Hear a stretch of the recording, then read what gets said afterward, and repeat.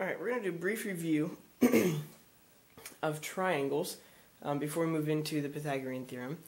So for classifying triangles, there's two ways of doing it. You can classify it by angle, which would be acute, obtuse, and right, are the three classifications, or you can do it by sides, and that would be scalene, isosceles, and equilateral. So let's review. An acute triangle, remember, has all three angles are less than 90 degrees. So for instance, you could have a triangle that has 70 degrees, 80 degrees, and 30 degrees. An obtuse, one of the angles is an obtuse angle.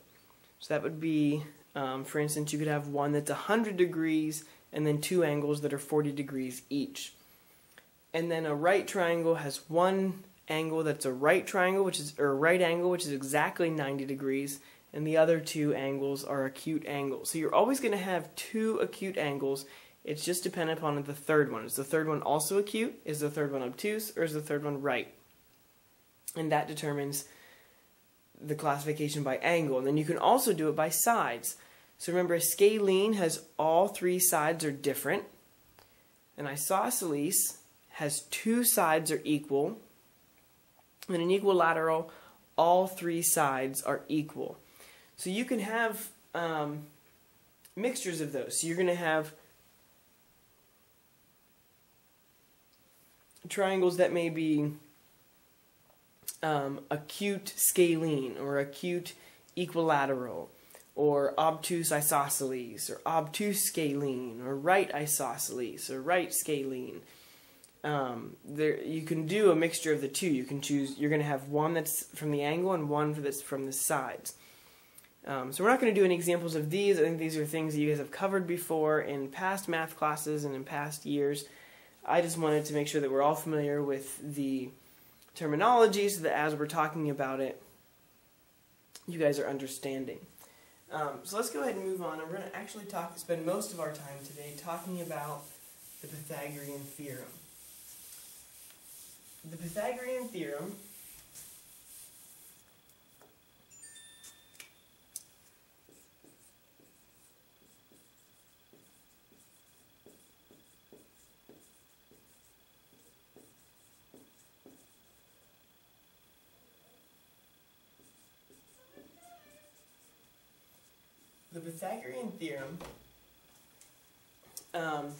is a way of relating it only with right triangles. Okay, so it says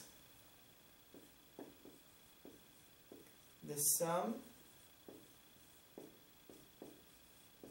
of the squares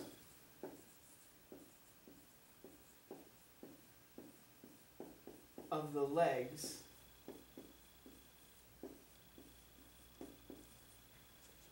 of a right triangle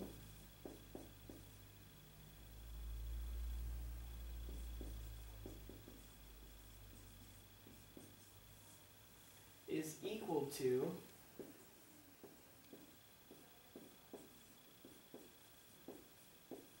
the square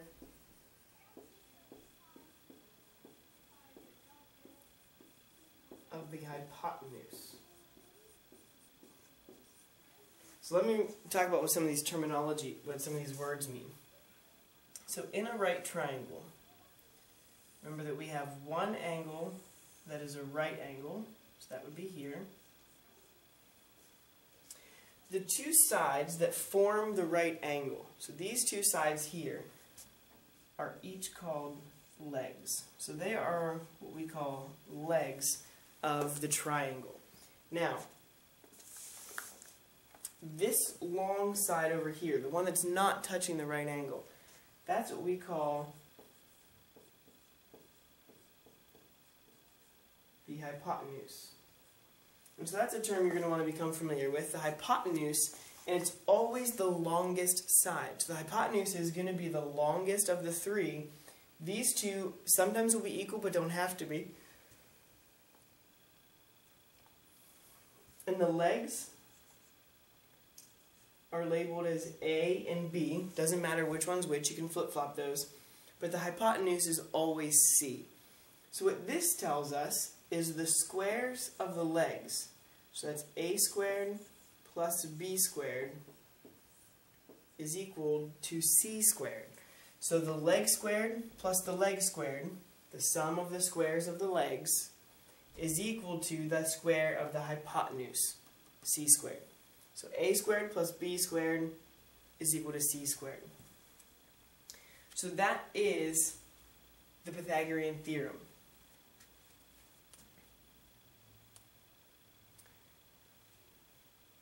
So we're going to do some examples now. They're going to talk about how we utilize this and what that looks like. So if you need to, go ahead and pause the video to get all that information down. I know there's a lot of writing there.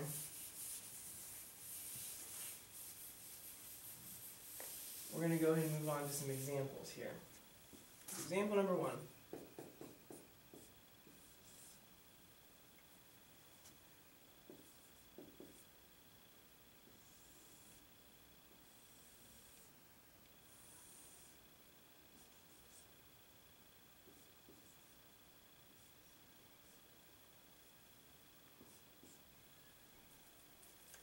So we're going to have something like this, where they give us a triangle,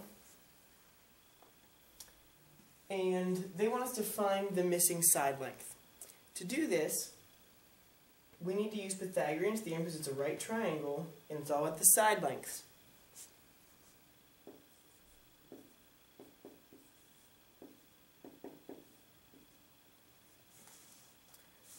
So what do we have? Our A value, again, doesn't matter which one you label as A and which one you label as B. Both are legs, it doesn't matter. So we can say that A is going to be 5, so we say that's 5 squared plus 12 squared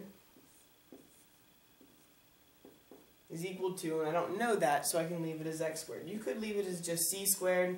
The variable is irrelevant. What you call it doesn't really matter. So then we do order of operations, exponents first. So that's 25 plus 144 is equal to x squared. Add these together, we get 169 is equal to x squared. And now we just solved these the last time in class. So we take the square root of both sides, because notice I have x squared, I need to get rid of the squared, undo that, take the square root of both sides, x is equal to 13. Now why would I not say plus or minus 13? Well, if we say plus or minus, we can't have a length that's a minus. So we have to just use the positives. Whenever we're doing Pythagorean's theorem, we're always going to assume that we're using the positive version of these. So then we know that x would be equal to 13.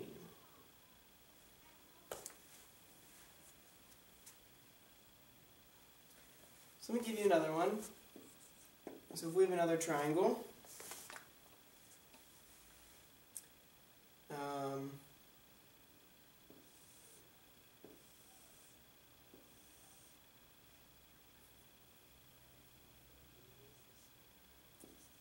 3, times 4, and then we're looking for C. Go ahead and solve for C. If one leg is 3 and one leg is 4, solve for C utilizing the same method.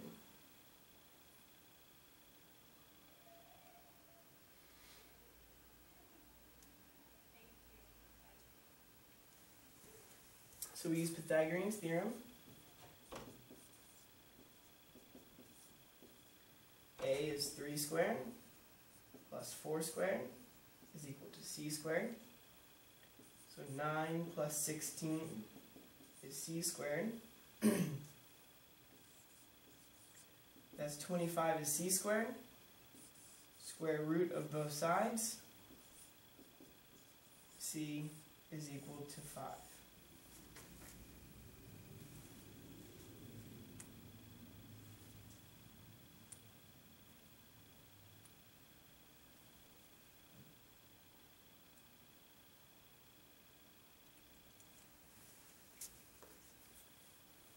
Now sometimes they're going to switch around what values they give us. They're not always just going to give us the legs. Sometimes they'll throw it in there and they'll give us the hypotenuse in a leg. For instance,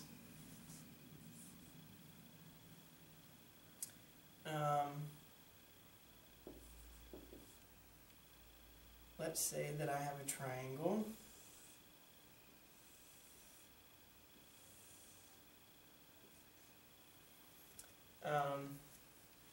And we know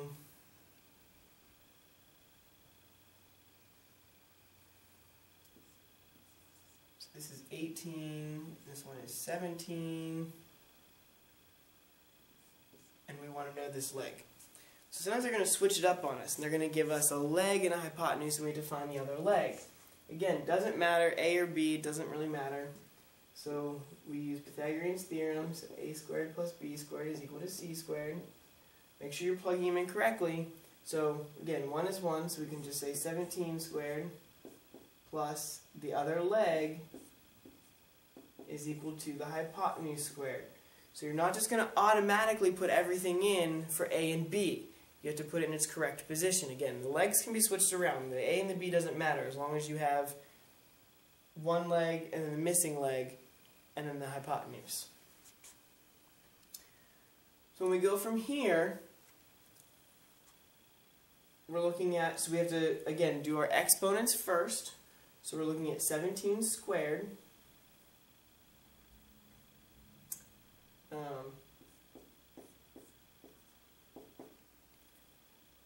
Let's see here. See, I don't have these ones memorized like I told you guys to.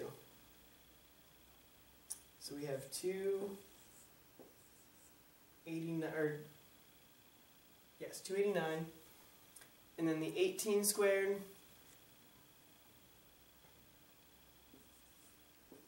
I believe was the 324. Now, once we get to this position,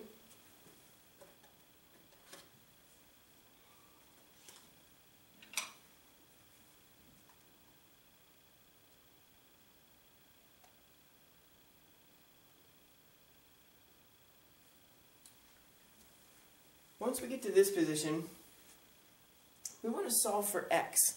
So what do I have to do here so that I can get the x by itself on one side? If you think back to when we solved equations, we subtracted from both sides first. So we have to subtract 289 from both sides first. Get rid of them on this side, so we're just left with x squared is equal to, and then we have to subtract over here. So we're going to be left with 35 square root. X is going to be equal to, and then we can look at the square root of 35.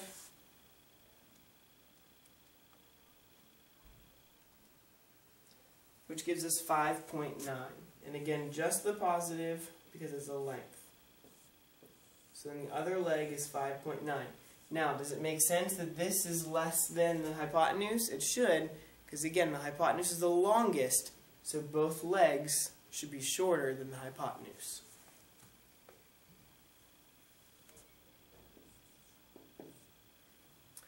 So let me give you another one for you to try on your own.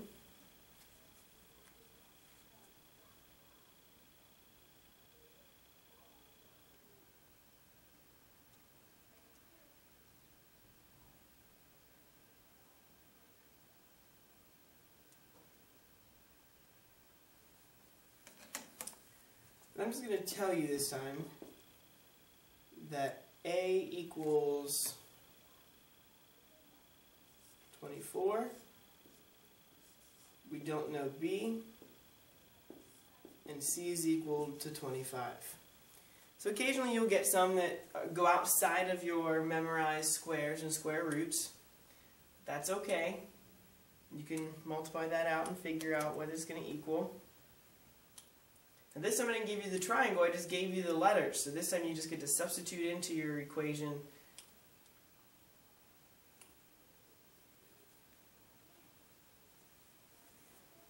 So if you need more time, go ahead and pause the video, but I'm going to go ahead and start solving.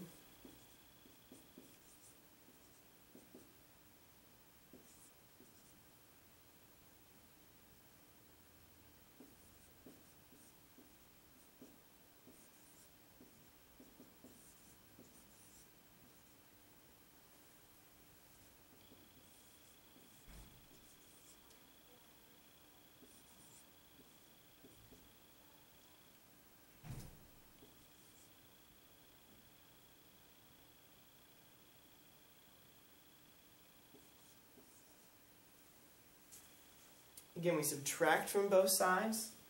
So we subtract 576 from both sides. We end up with b squared is equal to 49. We take the square root. B is equal to 7. Now when you have it, we call it something special when you have something like that, where you have 24, 25, and 7, when they're all integers. So when they're all whole numbers,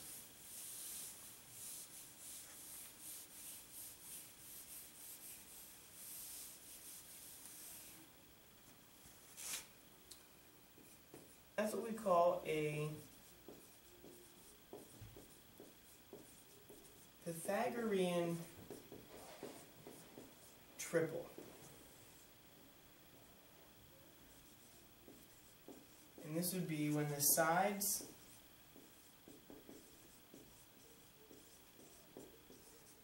of a right triangle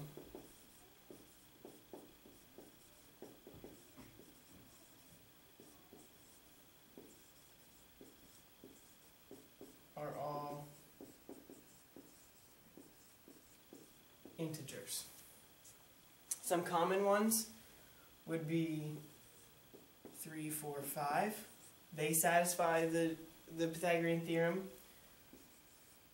5, 12, 13 is another one.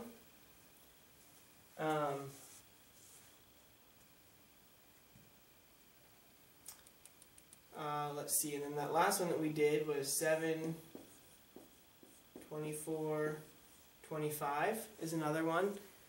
And then any ratio of these. So if I just doubled all these sides, we could make it 6, 8, 10 would be one. We could make it where it's 10, 24, 26. We could make it where it's 14, 48, and 50. So any combination of those same things in proportion to one another is going to be the same idea. Now we're going to define the converse of the Pythagorean theorem.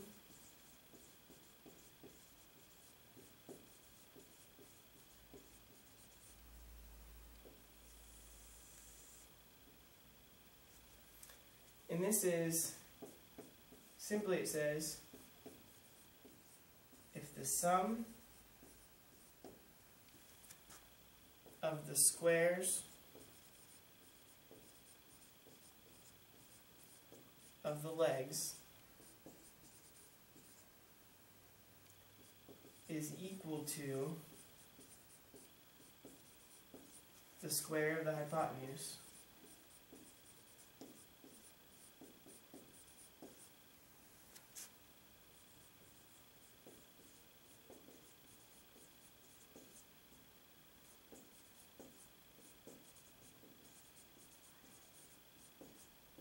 the triangle is a right triangle.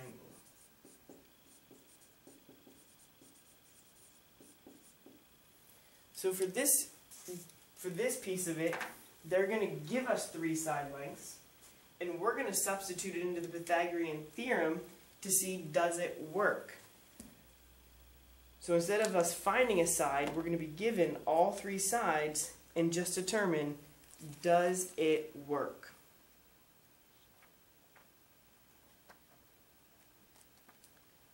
So we're going to go ahead and take a look at a couple of examples of this.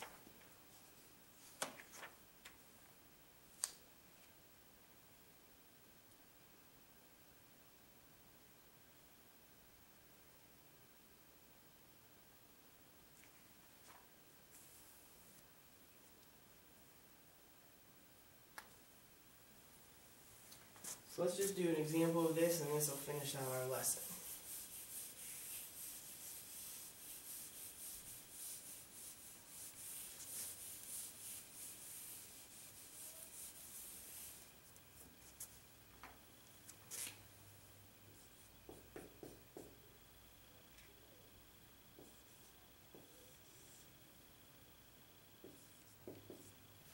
Example number 3. Let's take a look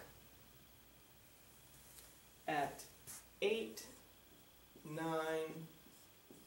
and 12. So what we're going to do is, again, the longest is the hypotenuse. So the longest one is 12, so that goes in for C. So we're going to say 8 squared plus 9 squared should equal 12 squared, if everything goes correctly. So we have 64 plus 81, is equal to 144. When we add these up, we end up with 145 is equal to 144. Not true. So is this a right triangle? It is not. So these are going to be yes or no questions. Is it a right triangle or is it not a right triangle? Let's try another one.